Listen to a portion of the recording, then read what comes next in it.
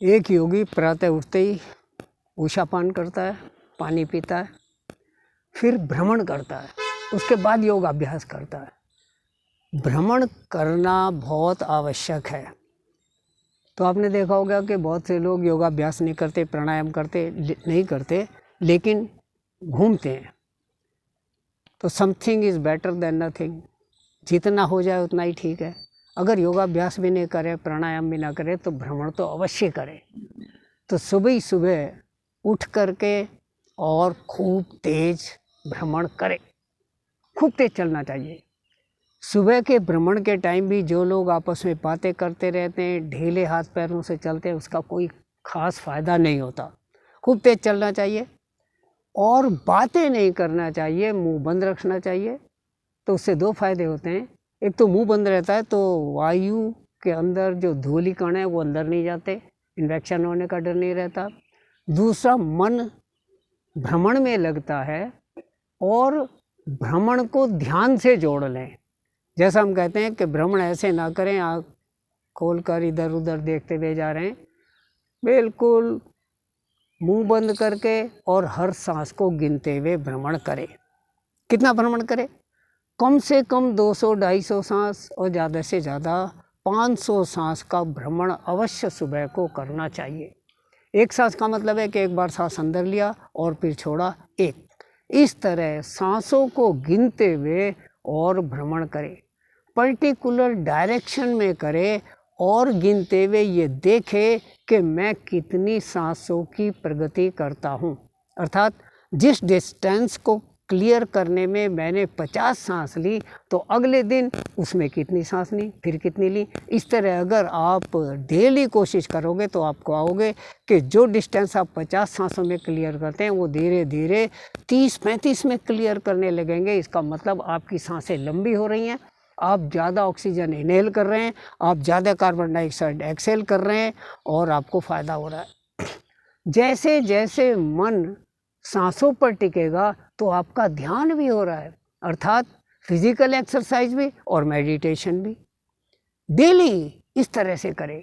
वायु मुद्रा में भ्रमण करें, अर्थात तर्जनी उंगली का नाखून अंगूठे की टिप से मिलाकर बाकी 3 उंगलियां सीधी, कोहनी बिल्कुल सीधे, और इस तरह से करें। वायु मुद्रा में भ्रमण करने से फेफड़े ज़्यादा ऑक्सीजन लेते हैं, हमको ज़्यादा फायदा होता है। फेफड़े ज़्यादा ऑक्सीजन लेते हैं तो ब्लड का प्योरीफिकेशन ज़्यादा होता है, बीमारी निकलती है, चेहरे पर रौनक आती है, आयु बढ़ती है, इम्यूनिटी बढ़ती है, आदमी को जीने का आनंद आता है। दूसरी बात, जो लोग देर से उठते हैं, योगाभ्यास नहीं करते, प्राणायाम नहीं करते, लेकिन सिर्फ भ्रमण करते हैं, उनके लिए एक बहुत ही उपयोगी टिप क्या कि इतना देर से तो ना उठें कि सूर्य निकल जाए, सूर्य निकलने से थोड़ा सा पहले उठें और पूर्व की दिशा को भ्रमण करें।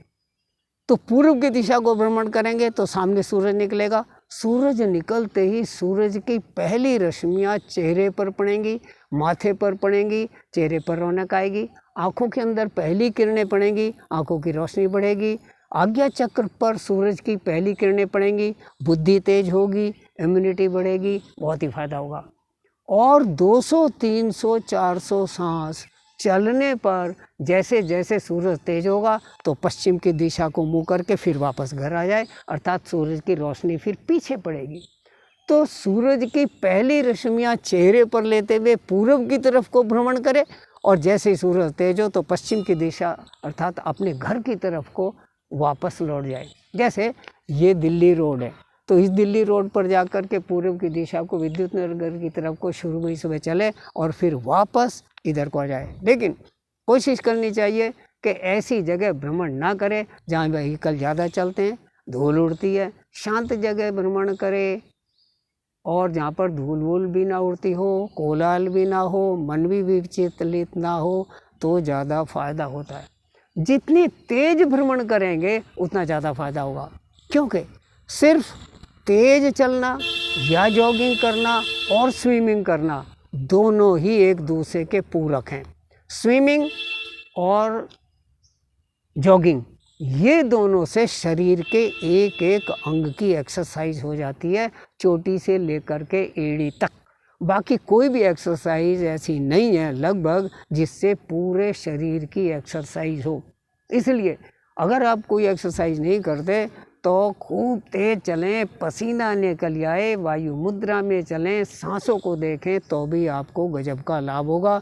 लेकिन ये ध्यान रखें कि सूरज की पहली रश्मियाँ चेहरे पर ज़रूर पड़ें और जैसे ही सूरज तेज हो तो पीछे को मुँह कर लें और वापस घर आ जाएं। खाना खाने के बाद भी थोड़ा सा भ्रमण का प्रावधान है। तो खाना खाने के बाद कितना चलें? कम से कम 100 सांस, ज़्यादा से ज़्यादा 200 सांस। खाना खाने के बाद तेज़ नहीं चलना चाहिए। खाना खाने के बाद आराम से चले, अर्थात चहलकदमी करे, तेज़ ना चले, पसीना ना बहाए, तो खाना हजम हो जाता है। रात का खाना खाने के बाद का ये नियम है, दोपहर को तो खाना खाने के बाद बस वज्रासन में बैठ जाए, 10 मिनट का आनापान कर ले, शुरू के 2-3 मिनट बाईनासिका बंद करके सूर्य भेदी प्राणायाम कर ले और बाद को 3 अनुलोम विलोम प्राणायाम करके 5-7 मिनट आराम से बैठ जाए। लेकिन रात के खाना खाने के बाद भ्रमण अवश्य करना चाहिए। इस तरह अगर आप भ्रमण का लाभ लेते हैं तो बहुत ही फायदा होता है और कई चाहे अनचाहे रोगों से मुक्ति होकर के कई लाभ होते हैं। इसका लाभ उठाना चाहिए।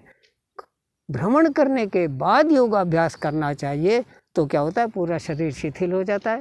पूरे शरीर का फिर योगाभ्यास करते हैं तो अधिक लाभ होता है, नहीं तो शरीर में अकड़न जकड़न बनी रहती है और योगाभ्यास में पूरा ना तो फ़ायदा होता ना पूरा मज़ा आता और करने में सहूलियत भी नहीं होती। ठीक है जी, धन्यवाद। कल किसी